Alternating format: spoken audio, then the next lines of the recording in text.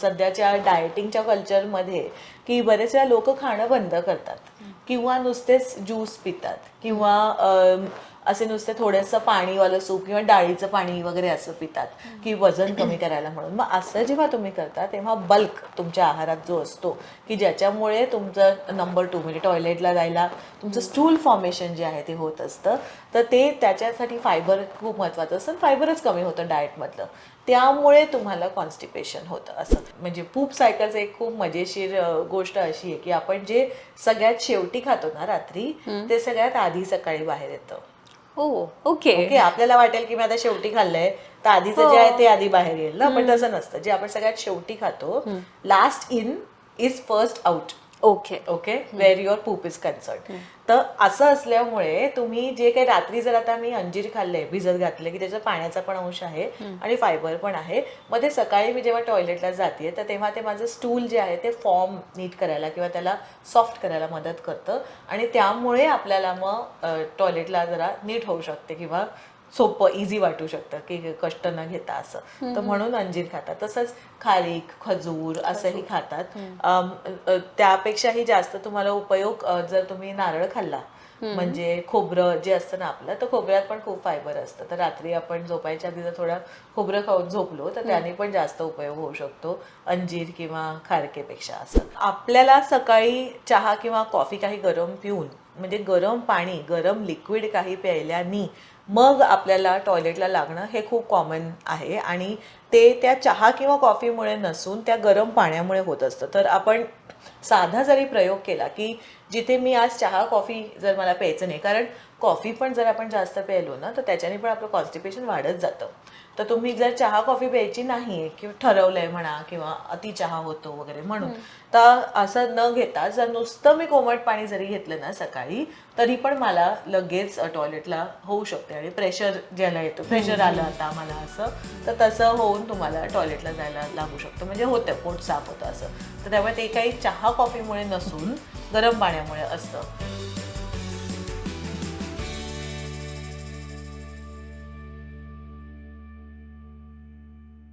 आतापर्यंत आपण बऱ्याच विषयांवर चर्चा केली आहे.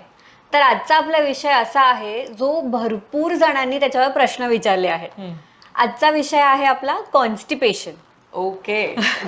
तर ऍक्च्युली मला पहिले विचारायचं आहे की कॉन्स्टिपेशन हे आहे हे ओळखायचं कसं, कारण खूप लोकांना तेच माहित नव्हतं. सो ते त्याच्याबद्दल सांगा. कॉन्स्टिपेशन म्हणजे बद्धकोष्ठ. अनेक वेळा असं होतं की बद्धकोष्ठ आहे आपल्याला असं वाटतं, पण तो खरा नसतो. साधं उदाहरण द्यायचं म्हणजे बरेच वेळा पेशंट येणारे काय म्हणतात की आम्हाला कॉन्स्टिपेशनचा त्रास आहे.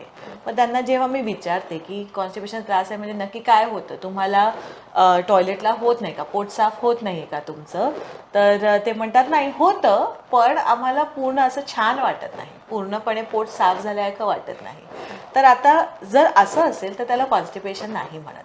कॉन्स्टिपेशन किंवा बद्धकोष्ठ म्हणजे काय की तुम्हाला 2 ते 3 दिवस काहीही नंबर 2ला न होणे, म्हणजे तुमचं पोट साफ न होणे आणि त्याच्यामुळे तुम्हाला होणारा त्रास, की म्हणजे कॉन्स्टिपेशन जेव्हा होतं तर तेव्हा आपल्याला जास्त गॅसेस होणं किंवा भूक न लागणं, पोटात दुखणं किंवा बराच काळ जर ते सुरू राहिलं तसंच तर मग अजून जास्त पोट साफ करायचं एक अर्ज असतं ना की मला काही पण करून पोट साफ झाल्याशिवाय बरं नाही वाटत आहे, तर म्हणून जास्त ताण देणं जेव्हा आपण टॉयलेटला जातो तेव्हा.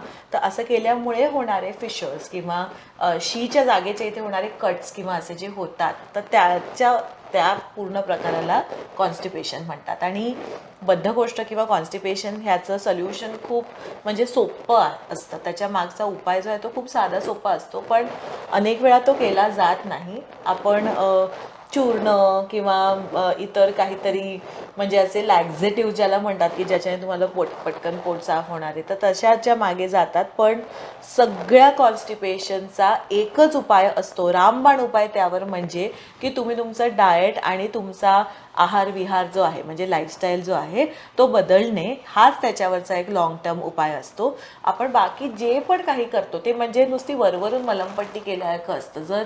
जोवर आपण आपला आहार बदलत नाही, आपली लाईफस्टाईल बदलत नाहीये, तोवर ते कॉन्स्टिपेशन काही जात नाही. ओके. हे कॉन्स्टिपेशन होतं कशामुळे, आपण ते सांगता का प्लीज? बघ सगळ्यात साधा म्हणजे कारण मोस्ट कॉमन फॅक्टर इज तुमच्या डाएटमध्ये फायबर कमी असणं. फायबर म्हणजे रेषा ज्याच्यातनं मिळतात आपल्याला, म्हणजे असं भाजी खाल्ली, फळं खाल्ली, कडधान्य खाल्ले, या सगळ्यातनं आपल्याला डायटरी फायबर मिळत असतं, फळांमधनं पण मिळत असतं. तर ह्याचं जेव्हा आपल्या आहारात त्याचं प्रमाण कमी होतं, किंवा बरेच वेळा ना हल्ली सध्याच्या डायटिंगच्या कल्चरमध्ये की बरेच वेळा लोक खाणं बंद करतात किंवा नुसतेच ज्यूस पितात किंवा असे नुसते थोडंसं पाणीवालं सूप किंवा डाळीचं पाणी वगैरे असं पितात की वजन कमी करायला म्हणून. मग असं जेव्हा तुम्ही करता तेव्हा बल्क तुमच्या आहारात जो असतो की ज्याच्यामुळे तुमचं नंबर 2 म्हणजे टॉयलेटला जायला तुमचं स्टूल फॉर्मेशन जे आहे ते होत असतं, तर ते त्याच्यासाठी फायबर खूप महत्त्वाचं असतं. फायबरच कमी होतं डाएटमधलं, त्यामुळे तुम्हाला कॉन्स्टिपेशन होतं असं. सो दुसरी कारणं म्हणजे की एक तर डायटरी फायबर खूप कमी असणं, दुसरं म्हणजे की पाणी खूप कमी पिणं. आता बरेच वेळा वर्षानुवर्ष बद्धकोष्ठाचा त्रास असलेले लोक येतात आणि त्यांच्या डाएटमध्ये फक्त हे 2 बदल केले की ज्याच्यात त्यांच्या आहारातलं जे फायबर आहे ते वाढवलं की मुळात त्यांना जास्त होल ग्रेन्स की म्हणजे तुम्ही ज्वारी, बाजरी, गहू असे ज्यातनं फायबर मिळणार आहे ते, भाज्या भरपूर खाणं, फळं जास्त खाणं आणि कडधान्य जास्त खाणं असं जर त्यांच्या आहारात वाढवलं आणि मुळात तुम्ही त्याच्याबरोबर सोबतीनं तुम्ही पाणी जेवढं पिताय तेवढं वाढवलं, ह्या 2 गोष्टीच करून अनेक वेळा लोकांचा कॉन्स्टिपेशनचा त्रास जो आहे तो जातो. ओके, फक्त त्याला वेळ द्यायला लागतो. म्हणजे आता आज मी आज आली आहे आणि मला त्रास आहे, मग अमिताने सांगितलं तसं मी खाल्लं मग लगेच उद्या माझं कॉन्स्टिपेशन जाईल का, तर तसं नसतं. कारण आपल्या शरीराला पण सवय होते तशी त्या प्रकारची, त्यामुळे त्याला थोडासा वेळ द्यायला लागतो, थोडा धीर धरायला लागतं त्या बाबतीत आणि मग ते रिझॉल्व्ह होऊ शकतं असं. अनेक वेळा ना एक म्हणजे तुला गंमत सांगायची म्हणजे इथे की कॉन्स्टिपेशन अशाही व्यक्तींना जास्त होतं की जे खूप असे परफेक्शनिस्ट टाईपचे असतात, की म्हणजे ज्यांना मुळात सगळं असं हे असंच असलं पाहिजे, ह्याच प्रकारे सगळं सगळ्यांनी नीट ठेवलं पाहिजे घरात, किंवा कामात पण जे खूप जास्त असे भयंकर ऑर्गनाइज, भयंकर परफेक्शनिस्ट जी लोक असतात की त्यांना कॉन्स्टिपेशनचा त्रास जास्त होतो.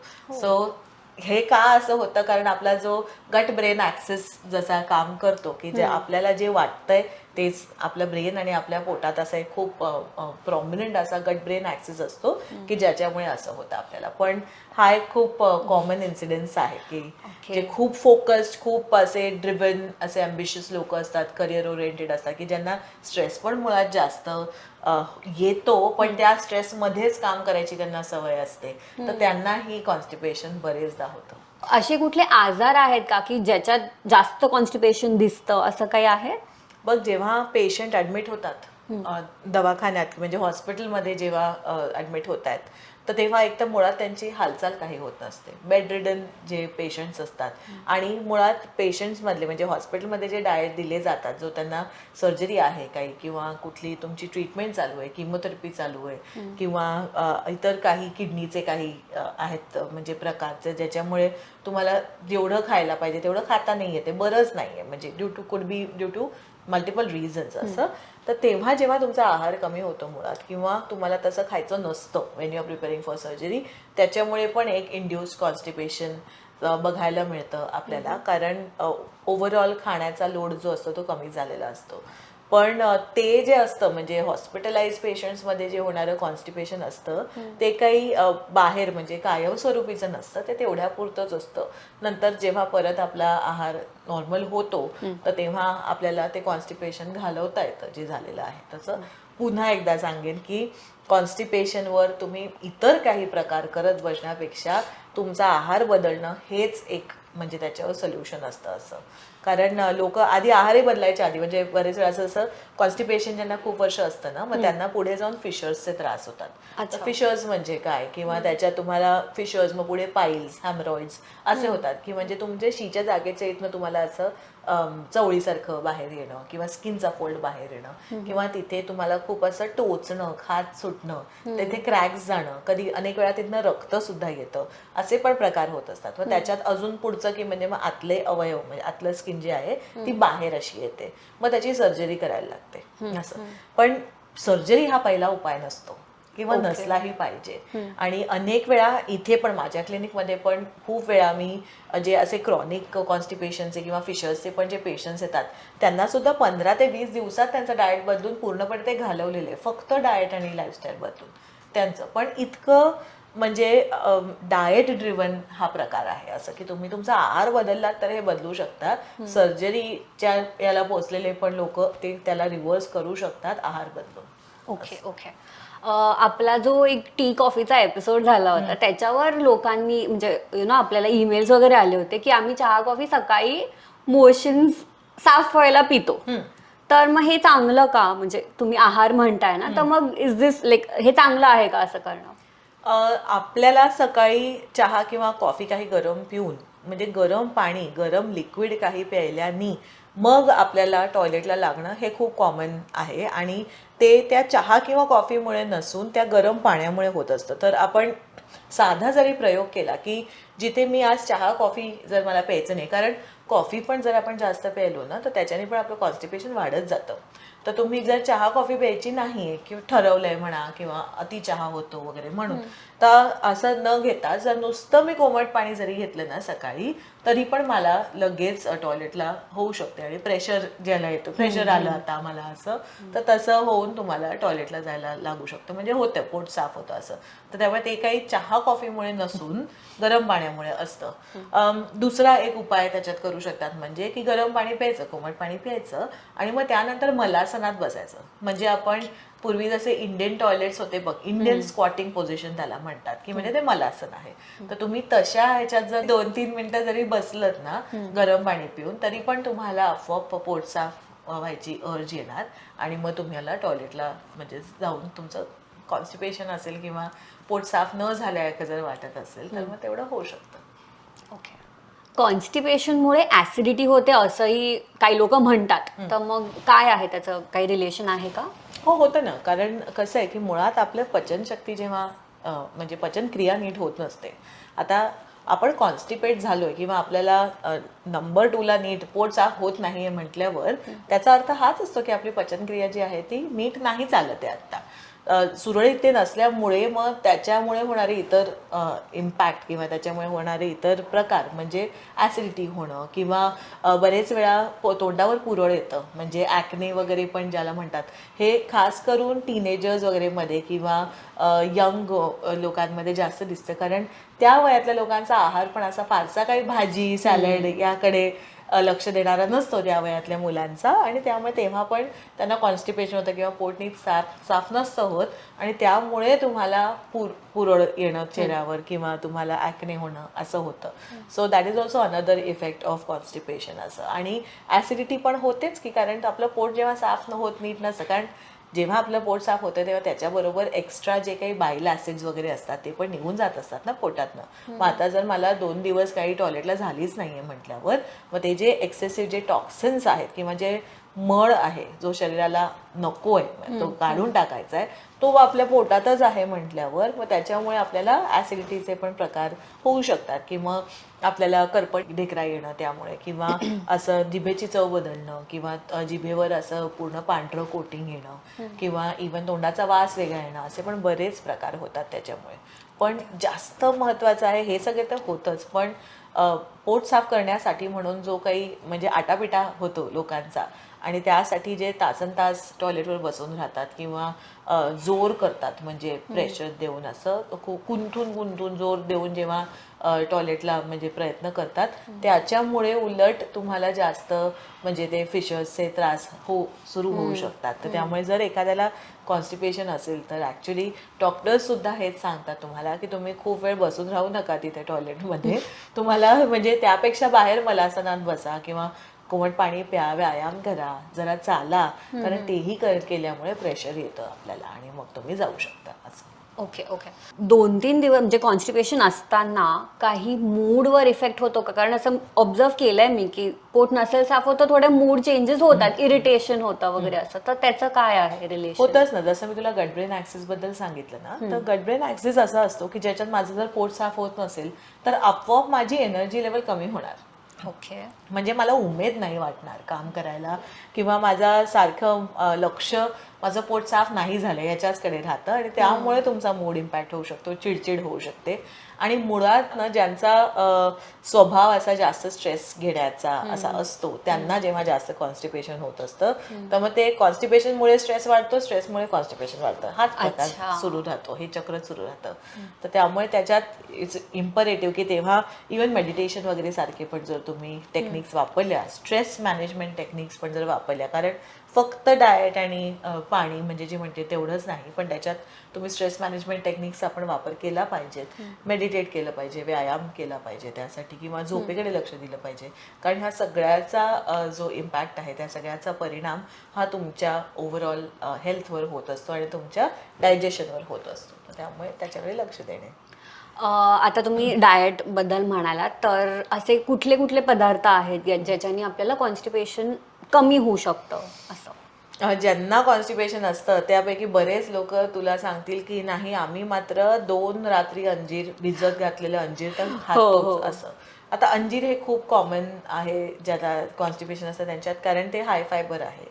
अंजिरात फायबर जास्त असतं आणि ते तुम्ही रात्री भिजत घालून खाल्लं शेवटचं की मग नेक्स्ट डे आपल्याला जरा टॉयलेट नीट व्हायला मदत होते. कारण आपल्या ह्या म्हणजे पूप सायकलचं एक खूप मजेशीर गोष्ट अशी आहे की आपण जे सगळ्यात शेवटी खातो ना रात्री, ते सगळ्यात आधी सकाळी बाहेर येतं.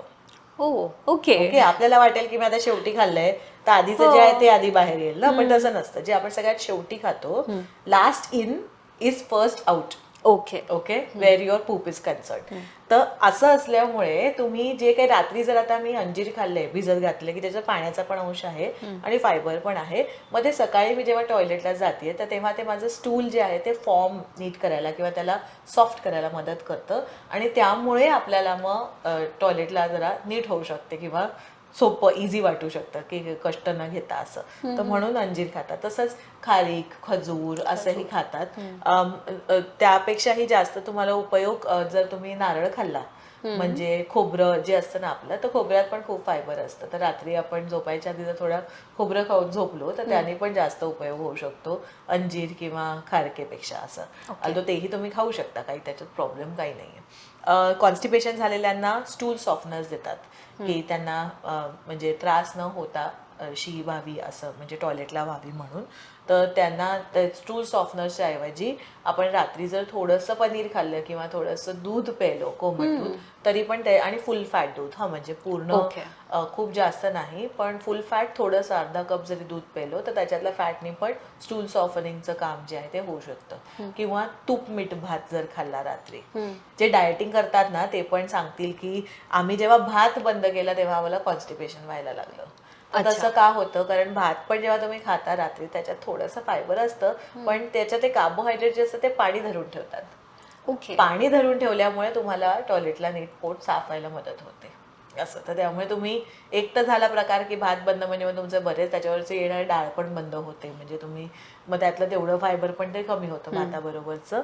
पण दुसरं कारण हे असतं की ते कार्ब्स जे आहेत ते पाणी धरून ठेवतात. तर म्हणून रिस्ट्रिक्टिव्ह डाएटिंग जे करायला लागतात की असे दिवसा नुसतं शेक प्यायचं आणि रात्री नुसतं वरण भात प्यायचं, त्यांना हे फायबर सप्लिमेंट्स वगैरे पण म्हणजे लॅक्झेटिव्ह पण घ्यायला लागतात. आणि त्याचा लॉंग टर्म खूप म्हणजे वाईट परिणाम होऊ शकतो आपल्या गट हेल्थवर. की कारण तुम्ही जर ह्याच प्रकारात की म्हणजे मला बद्धकोष्ठ आहे म्हटलं मी काही नाही लॅक्झेटिव्ह घेते, मी चूर्ण घेते आणि मग माझं पोट साफ करतं, हेच जर तुम्ही चालू ठेवलं तर तुमचं पुढे कोलॉन कॅन्सरची रिस्क जी आहे ती वाढू शकते, पेप्टिक अल्सर्स होऊ शकतात तुम्हाला पुढे जाऊन, तुम्हाला जे गट डॅमेज ज्याला म्हणतात की इन फ्युचर जाऊन मग तुम्हाला मग वेगवेगळ्या नवीन ॲलर्जीज येतात किंवा फूड सेन्सिटिव्हिटीज येतात, तर असे पण प्रकार होऊ शकतात. म्हणून कॉन्स्टिपेशनकडे दुर्लक्ष करू नका. दहीचा काही उपयोग होतो का? खूप लोक, म्हणजे मी ऐकलंय की ताक वगैरे एक ग्लास प्या रोज असं, तर त्याचं काय आहे? डबल ड्युअल बेनिफिट आहे ताकदह्याचा, की एक तर पाण्याचा अंश जातो त्याच्यातनं प्रोबायोटिक्स पण असतात, लॅक्टोबॅसिलाइज जे आपल्याला मिळतात, तर ते पण प्रोबायोटिक पण असतात की तेवढं जरा पचनशक्तीला पचनक्रियेला मदत होते आपल्याला. आणि तिसरं म्हणजे त्याच्यात फॅट असतं दह्यात, तर त्या फॅटमुळे पण जे आपले स्टूल सॉफ्टनर जे काही असतात तर ते फॅट फॉर्म मधलेच असतात स्टूल सॉफ्टनर सगळे, ते म्हणजे ज्याचे गोळ्या घेतात किंवा क्रीम लावतात वगैरे असे ज्यांना कॉन्स्टिपेशन असतं त्यांना, तर ते फॅट धरून ठेवणारेच किंवा फॅट ॲब्झॉर्ब न होऊ देता ते स्टूलमधनं काढणारे असेच असतात ते स्टूल सॉफ्टनर्स.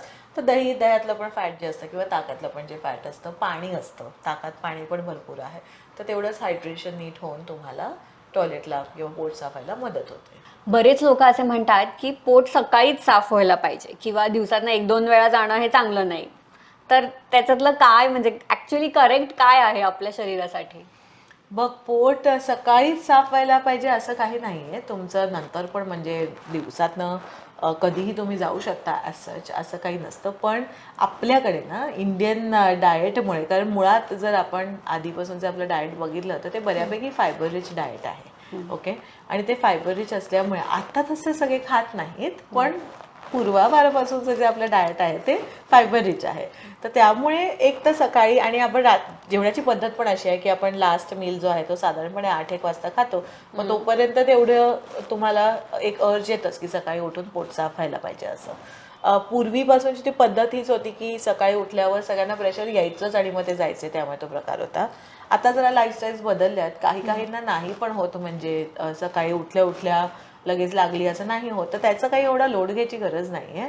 तुम्हाला जरी नंतर जरी थोड्या वेळानं किंवा जरा मला चहा पिऊन किंवा मला नाश्ता करून असं काही प्रकार असतील तरी काही त्याचं एवढं लोड घ्यायची गरज नाही. त्याचा तो जितका तितका विचार करत बसतील ना त्याचा तेवढा स्ट्रेस वाढणार आहे आणि मग त्याने अजून त्रास होणार आहे. तर त्यामुळे असं काही नसतं की दिवसा नाही झालं तर मग म्हणजे काहीतरी बिघाड आहे किंवा काहीतरी माझ्या डाएटमधलं बरोबर नाही असं. अल्दो जेव्हा आपण फायबर लोड वाढवतो आहारातला तर तेव्हा आपोआप सकाळी लागायला लागते, तसं होतं. एक दुसरं म्हणजे काही काहींना असा समज असतो की जर त्यांना दिवसातनं 2 वेळा नाही लागली, म्हणजे काहींचा असाही समज असतो की दरवेळी ते जेवले किंवा काही खाल्लं की त्यांना टॉयलेटला लागली पाहिजे. जर तशी लागली नाही तर म्हणजे आपलं पोट साफ होत नाहीये. तर असंही नसतं, काही असा नियम नाहीये. तुम्ही दिवसभरातला 2 वेळा गेला तरीही चालतंय, तुम्ही दिवसभर 3 वेळा गेला तरी काही प्रॉब्लेम नाही. प्रत्येकाचा वेगवेगळा म्हणजे हे असतं बॉडी टाईप, आणि त्यांच्या ज्या हॅबिट्स असतात त्याही वेगवेगळ्या असतात. तर त्यांनी नाही फरक पडत असा की तुम्ही म्हणजे doesn't determine your health as such. पण हे महत्त्वाचं आहे की जेव्हा तुम्ही जाताय तर तेव्हा एक तर तुम्हाला त्रास होतोय का, का आपोआप आरामात होती. आता याचा अर्थ हाही नाही की तुम्हाला अगदी म्हणजे पातळ होत असेल किंवा खूप मोठा आवाज होऊन होत असेल, दॅट इज नॉट नॉर्मल पूप. ओके. ते तुमचे पूप जे आहे ती वेल फॉर्मडच असलं पाहिजे, स्टूल जे आहे ते. सो एक साधं उदाहरण द्यायचं म्हणजे it should look like sausages. Sausage जसे असतात, स्नेक्स ऑर सॉसेजेस, तसं असलं पाहिजे. जर असा पसारा पसरत असेल ना तर तो काही कामाचा नसतो, म्हणजे तुमचं गठल नीट नाही असं. तर अनेक वेळा लोक म्हणतात की नाही माझं एकदम छान पोट साफ होतं, पण त्यांना ऍक्च्युली तसं पातळ किंवा लाईक सेमी सॉफ्ट स्टूल होत असतं आणि त्यामुळे मग त्यांना ते इट्स ॲक्च्युली नॉट रेकमेंडेड. त्याच्यामुळे त्यांना वेगळे इतर आजार होत असतात. तर त्यामुळे वेल फॉर्म स्टूल एकदा होते, दोनदा होते, काही त्याच्याने फरक नाही पडत. That is what you should aim for. Okay. तुम्ही सप्लिमेंट्सचा म्हणालात ना, तर भरपूर असे इसबगोल वगैरे असे असतात घरी. तर ते किंवा असं छोटे छोटे बॉटल्स असतात, प्री प्रोबायोटिक ड्रिंक असं काय काय पण असतं, चूर्ण पण असतात की चूर्ण पण असतात. हां, तर मग त्याच्याबद्दल काय म्हणजे सांगू शकाल का, कुठलं चांगलं घ्यावं की नाही? हे बघ, तुम्ही इसबगोल म्हणजे सायलियम हर्बचं जे सप्लिमेंट आहे तर ते घ्यायला हरकत नाही आहे काही. पण तुम्ही ते म्हणजे शेवटी ते फायबरच आहे, डायटरी फायबर सप्लिमेंट असतं. तर तू मला सांग की जर मला डायटरी फायबर खायचंच आहे, मला कळतंय की मी इसबगोल घेतल्याने माझं पोट नीट साफ होतंय, मग कॉमन सेन्स नाही आहे का की तुम्ही मग आहारातनंच जे मिळतंय, आहारात फायबर आहे, मग त्यातलं फायबर वाढवा ना तुम्ही. डायटरी फायबर तुमचं वाढवा, सप्लिमेंटरी वेगळं घेण्यापेक्षा. आणि जेव्हा आपण डायटरी फायबर वाढवतो की म्हणजे आहारातनं मिळणारे जे काही फायबर आहे ते कुठून मिळतं आपल्याला, ते कडधान्यातनं मिळतंय, भाजीतनं मिळतंय, मला फळांमधनं मिळतंय किंवा होल ग्रेन्समधनं मिळतंय, म्हणजे ज्वारी, बाजरी, गहू असे जे होल आहेत, पण मैद्यातनं नाही असं. तर त्यातनं मिळतंय. मग हे सगळे आपल्या आहारासाठी एनिवे चांगलेच आहेत खाल्लेले, मग त्याचा इंटेक वाढवा ना. म्हणजे तुम्ही ॲज अ चिप्स नमकीन ते नका खाऊ, गाजर खा भूक लागली तर उठून, किंवा काकडी खा, असं की त्याने तुम्हाला तेवढं पोटही भरलं राहणार आहे, त्याचे कॅलरीज कमी आहेत आणि फायबर पण मिळणार आहे. तर शॉर्ट टर्मसाठी काही म्हणजे तुम्ही जर थोडे दिवस आता कुठे फिरायला गेलोय तर तिथे होतंय तुम्हाला, किंवा खूप वेळा असं होतं की बाहेर आपण फिरायला गेलो की तेवढी भाजी मिळत नाही खायला, मग तेव्हा पण ट्रॅव्हलर्स कॉन्स्टिपेशन पण होतं तुम्हाला की वेगळ्या जागी गेल्या वगैरे मुळे. पण मग तेव्हा अशा वेळी तुम्ही सायलियम हस्क म्हणजे इसबगोल जे आहे ते घेऊन जाऊ शकता पाण्यात शेवटी घेऊन असं, किंवा पोट साफ होईल असं. पण बाकी जी चूर्ण असतात किंवा काहींना अशी ना रात्री ते जे तू ड्रिंक्स असे वेगवेगळे म्हणाली तसे असे बरेच काय काय घेतात की, तर तसले त्याची ती डिपेंडन्सी वाढते. मग असं होतं इट कम्स टू पॉईंट की ते घेतल्याशिवाय मला होणारच नाही असं. मग तशा स्टेटला पोचायची गरज नाहीये, ते रेकमेंडेडही नाहीये.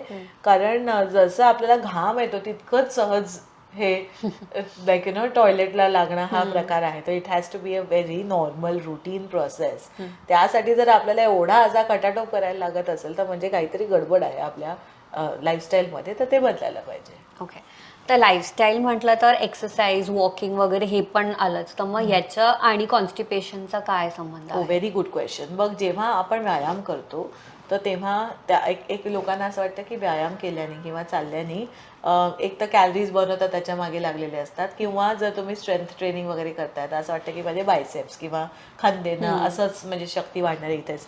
पण तसं नसतं. आपला प्रत्येक अवयव जो आहे तोही स्ट्रॉंग होत असतो जेव्हा आपण व्यायाम करतोय. म्हणजे जसं आता जेवणानंतर आपल्याकडे जरा शतपावली करायची का बरं पद्धत आहे की, कारण आपण जेवणानंतर शतपावली करतो तर तेव्हा आपलं जे गॅस्ट्रिक ट्रान्झिट टाईम आहे किंवा गट मोटिलिटी ज्याला म्हणतात की तुम्ही शरीरातनं म्हणजे आपण खाल्लेलं अन्न जे आहे ते पोटातनं ज्या रेटनी जाणार आहे किंवा ते पास जसं व्हायला पाहिजे ते चांगलं होतं त्याच्याने, तर म्हणून ते शतपावलीची पद्धत आहे. तर तसंच आपण व्यायाम जेव्हा करतो तेव्हा आपलं पचन जे आहे ते इम्प्रूव्ह होतंच 100%. आणि कॉन्स्टिपेशन जरी असेल तुम्हाला तरी पण व्यायाम केलाच पाहिजे, त्यांनी पण त्याच्यावर तुम्हाला बरं वाटणार आहे ते करून असं. तर किमान वॉकिंग तरी, चालणं तरी ठेवाच असं. ओके. मिळालीत का सगळ्या प्रश्नांची उत्तरं? अजून काही वेगळे प्रश्न असतील कॉन्स्टिपेशनवर तर आम्हाला tassamarathi@gmail.com वर ईमेल करू शकता. किंवा कमेंट्समध्ये पण सांगा आम्हाला प्रश्न काही असतील अजून, तर काही राहिलं असेल तर. प्रयत्न केला आहे सगळे टॉपिक्स कव्हर करायचा, पण एखादा प्रश्न मिस होऊ शकतो तर सांगा आम्हाला कमेंट्समध्ये. आणि हो, हा व्हिडिओ सगळ्यांपर्यंत शेअर कराल ना, म्हणजे जास्तीत जास्त लोकांपर्यंत हा पोचेल आणि सगळ्यांना मदत होईल. आणि नेहमी लक्षात ठेवा असंच हा फॉलो करत राहा तुमचं आमचं सेम असतं पॉडकास्ट. आणि सबस्क्राईब केलं नाही अजून, चला ते सबस्क्राईबचं बटन दाबा बघू, म्हणजे मग नवीन एपिसोड आला की लगेच तुम्हाला तो कळेल.